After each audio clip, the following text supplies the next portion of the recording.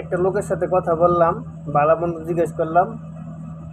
জিজ্ঞেস করার পরে অনেকটা কান্নায় জর্জরিত অবস্থা। আমি বললাম, কি হয়েছে ভাই? তো বিগত 6 মাস যাবত আমি বাড়িতে কথা বলি না। কেন?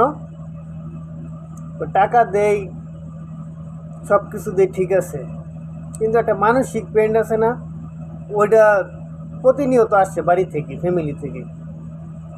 এজন্য মনে করেন বিগত 6 মাস যাবত আমি কথাই বলি না। আমরা এখানে টাকা কামাই করি, ঠিক আছে, কিন্তু টাকা তো পকেটে রাখি না, সব কিছু তো দিয়েই দেই, কিন্তু মানসিক পেনটা কেন দেয়? তো তার কথাগুলো শুনে আমার আসলে খুবই কষ্ট লাগছে। তো ফ্যামিলিদের কাছে রিকোয়েস্ট,